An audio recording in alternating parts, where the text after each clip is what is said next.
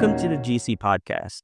This year, we're centering on kingdom culture and exploring how it transforms ministry and equips leaders for kingdom living. Through conversations with Grace Communion Seminary professors and a few other guests, we'll explore how their teachings equip ministry leaders to embody kingdom values. This is the GC podcast, where we help you grow into the healthiest ministry leader you can be, sharing practical insights and best practices from the context of Grace Communion International Churches. Here's your host, Kara Garrity. Hello, friends, and welcome to this episode of GC Podcast. This podcast is devoted to exploring best ministry practices in the context of Grace Communion International Churches. I'm your host, Kara Garrity, and today we dive back into our 2025 theme of kingdom culture through exploring discipleship. In our efforts to explore discipleship, I am so honored to have Dr. Reverend Eun Strawser join us to discuss her book, Centering Discipleship, A Pathway to Multiplying Spectators into Mature Disciples. Eun Strawser is the co-vocational lead pastor of Make Alo'o, a non-denominational missional communities multiplying in Honolulu, and was a community physician at Ka'olopono. She is the founder of Eva Collaborative, a consulting and content developing firm to empower kingdom-grounded leaders to navigate change, grow adaptive capacity, and foster local flourishing. Prior to transitioning to Hawaii, she served as adjunct professor of medicine at the Philadelphia College of Osteopathic Medicine and of African Studies at her alma mater, the University of Pennsylvania, where she and her husband served with InterVarsity Christian Fellowship.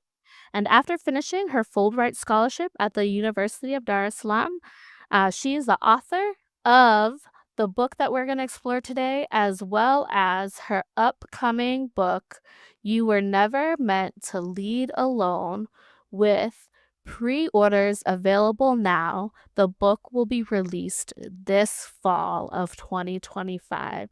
So thank you so much for joining us today. I am so happy to have you as our guest. Kara, you are the best hype person. I'm going to just carry you around with me everywhere I go. I would love that. I would love to be your hype woman. So, before we jump in and kind of explore some follow-up questions to kind of expound on uh, your book, I'm wondering what prompted you to write this book.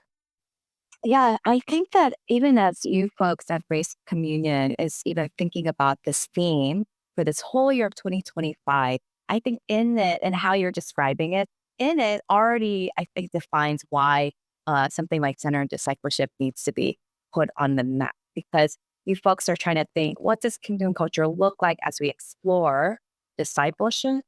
I think that word exploration means that we're not certain about things. It's not discovered yet. It's not clear or concrete yet.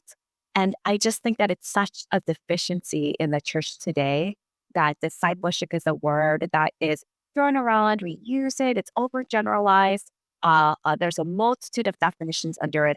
And because there isn't a certainty or a clarity for Christians and Christian leaders in particular, I think that there is such a deficit of discipleship in the church today. Well, I am so glad that you did choose to put your efforts into writing this book. I think that it is so relevant, so helpful, and I am really looking forward to the additional insights that you have to offer to our listeners today.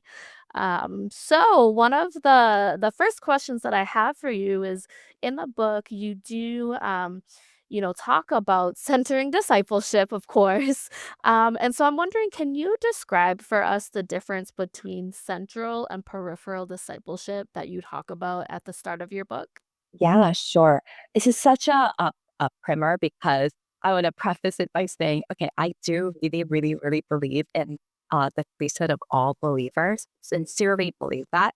But I think that in how human beings, do life, we have to consider what is the leaders or the leadership role in how structures work, systems work, organizations, what we focus on, what we emphasize, how invitation moves, what visions are there, in the life of a church or a faith community.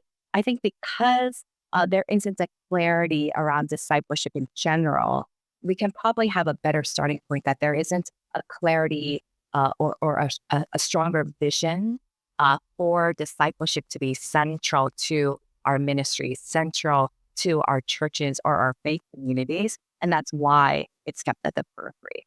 If you think about what are like probably the three things that are on the leader's plates to do that nobody else can really do, that's for the leader. Like it's not the thing that the leader can easily delegate out. It's three things. It's what the leader emphasizes, which is usually where all resources, time, finances, even leadership pipelines go towards whatever it is the leader or a leadership set emphasizes. The second is invitation. Remember how much people will say that this is not true. It is true. Whatever the leader does, the invitation for something, more often than not, people will follow and come, right? And so there's a thing on an invitation, and then last on vision. It's the leader's job to cast a vision and be a broken record about the vision for the community, for the church. Whenever I do a lot of work around centering discipleship with church plants, inherited churches, Christian organizations, things like that. And I can walk in and ask questions around those three things. And I can tell you immediately if discipleship is at the periphery of the organization or community, or if it's in the center because of those three. Mm. What are some of those questions that you ask? Yeah, around the, for instance, around the invitation, it's really questions around what do you really invite your people to? If Mm. the bulk of the invitation, or what do your people actually invite people to?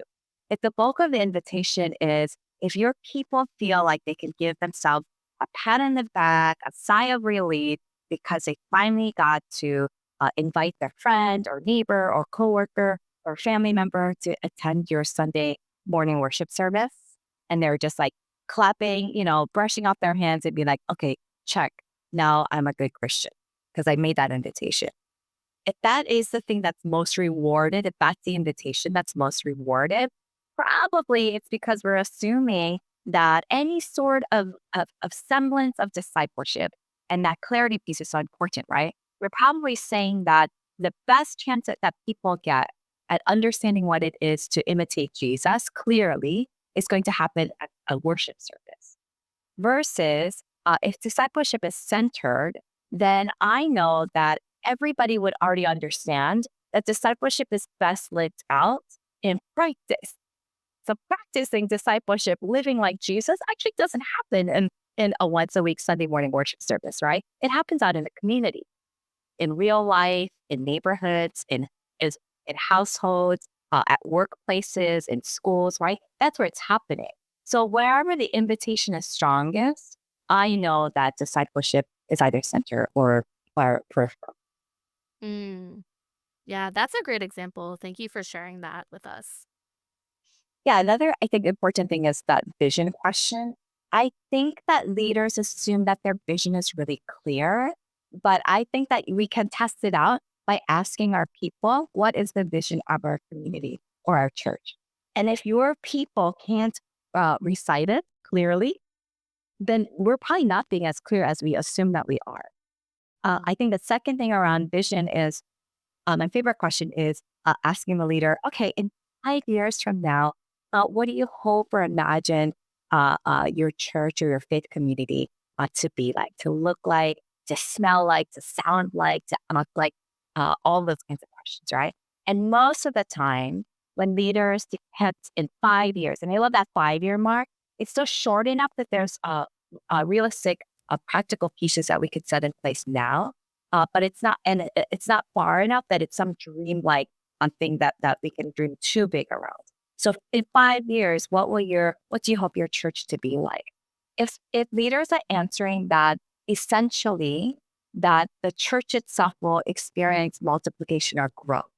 If that's the only conversation around it, and they're not including the flourishing of their community that the church resides in or the neighborhood, the church resides in, then I know that again, discipleship is at the periphery and not center. Thank you. Those are, I think, helpful places for us to even start reflecting in our contexts and kind of start making those assessments about where are we at in our kind of expressions and practices of discipleship in our local churches.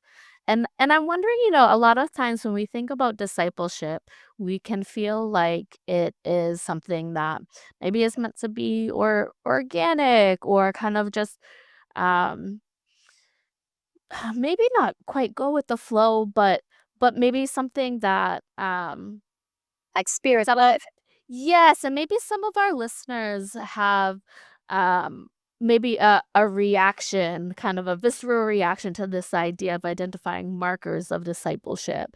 And so I'm wondering, what difference have you seen it make when we do identify markers of discipleship?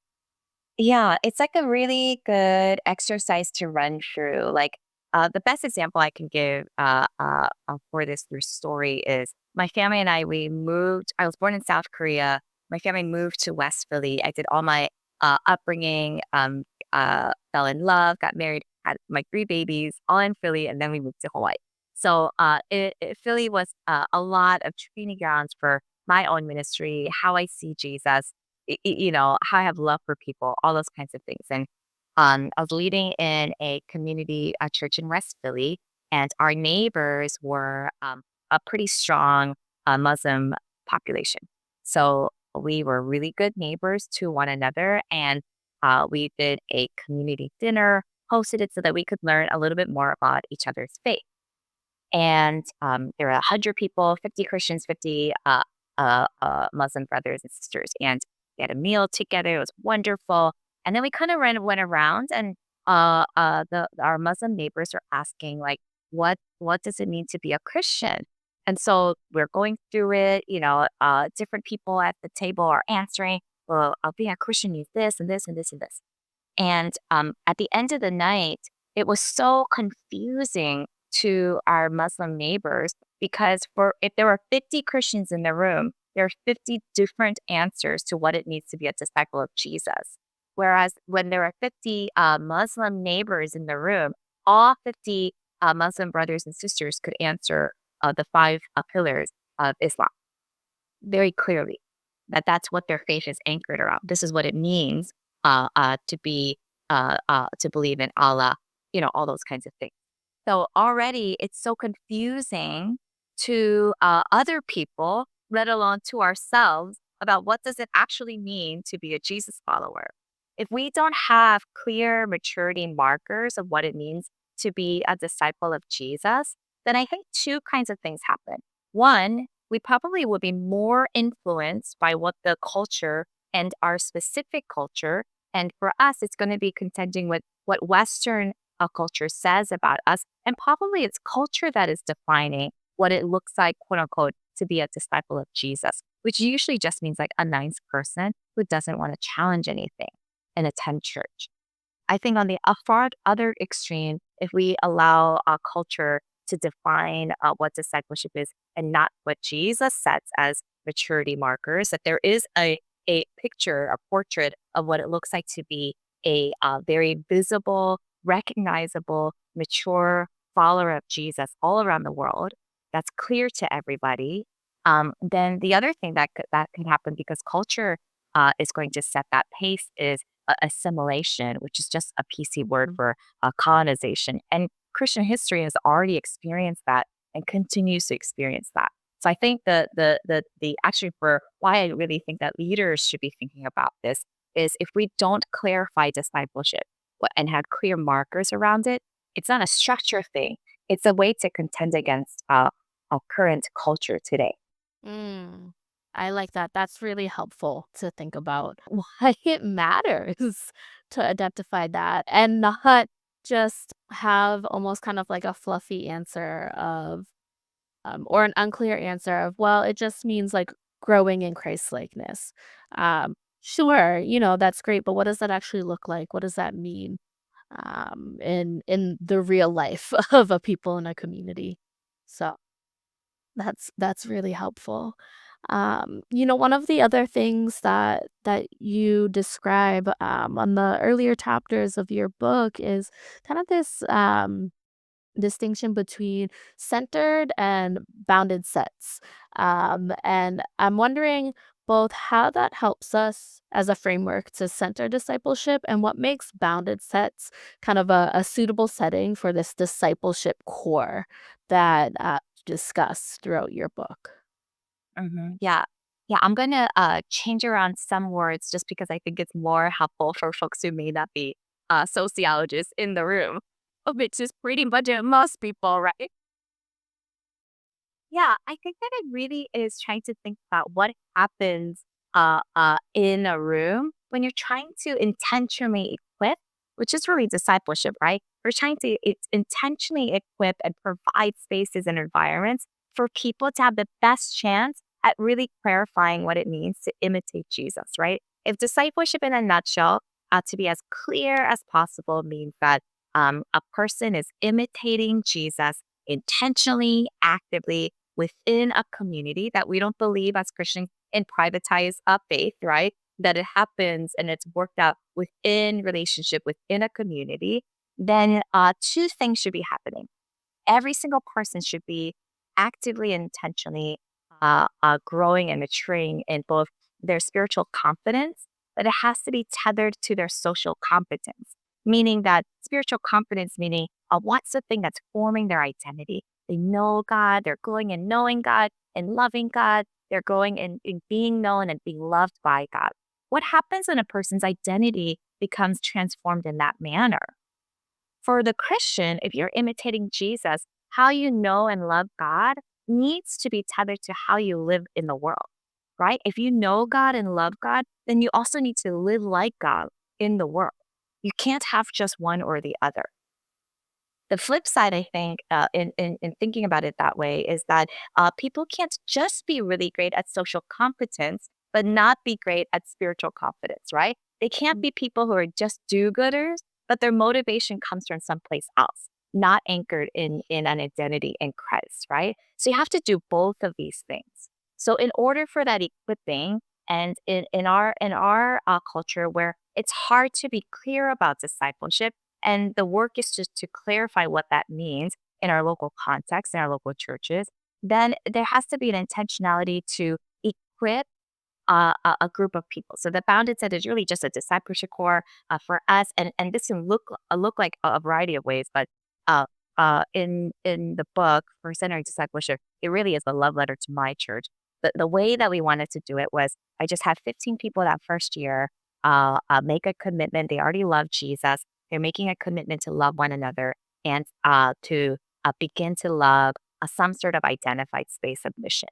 So that bounded set was um, with these 15 folks, intentionally going through a discipleship pathway together, intentionally being equipped in the ways of Jesus. So their spiritual confidence and their social competence are also being Christ like. And then that centered set is really just like the practice space. How do we know that this formation piece is really working unless there is praxis happening? If there's a practice space where people can actually make mistakes, right? Have the freedom to make mistakes, join together in doing work, that it's not just alone work to do, right? People can say in formation spaces, oh my goodness, I am being transformed by Jesus because I am growing in patience. You can share that all you want, right? But you never really, really know if a person is really growing in Christ like a character in the form of patience unless you see an impatient situation happening, right? Right. Is that person actually showing this kind of fruit, this kind of maturity marker of deep patience, long suffering with others and for others? You won't know it until it's practiced out, until it's worked out.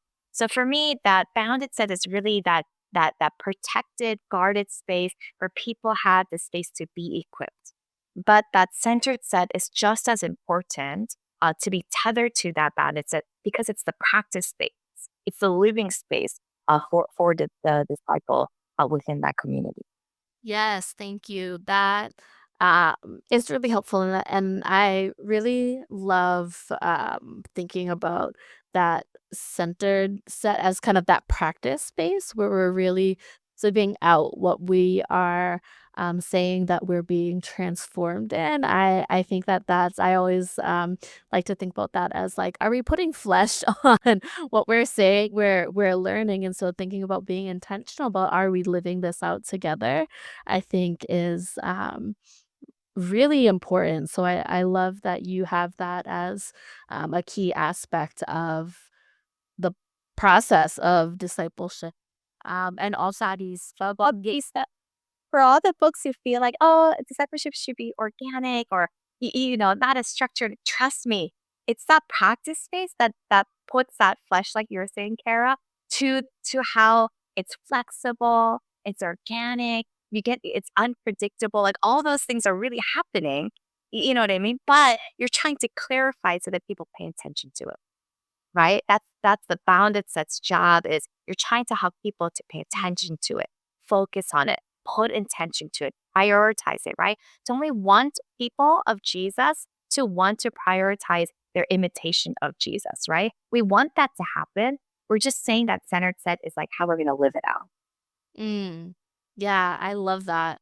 Well, I really appreciate what you have shared with us so far, and kind of I'm praying for our listeners that this importance of really bringing to the center discipleship and what it looks like to begin to shift our not just our um, viewpoint and our mindsets about discipleship in our church context, but also what it can begin to look like to start shifting our practices and our structures is something that we begin to start reflecting on and chewing on. I, for all of our listeners, want to encourage you, if you haven't already, to please read Strasser's book that we are exploring, again called Centering Discipleship, A Pathway for Multiplying Spectators into Mature Disciples. You will see a link in our show notes in order to purchase that if you would like a copy of it for yourself. And keep an eye out in the GCI Equipper for some additional information about a book club for this book so that you can, along with a cohort of your peers, engage with this further and see really tangibly what it would look like to engage this centering of discipleship in your local context. Thank you so much for sharing with us today. And, folks, until next time, keep on living and sharing the gospel. Thanks for listening to the GC podcast. We hope this episode inspired and equipped you to lead with health and purpose. We would love to hear from you. If you have a suggestion on the topic or if there's someone who you think we should interview, please email us at info@gci.org.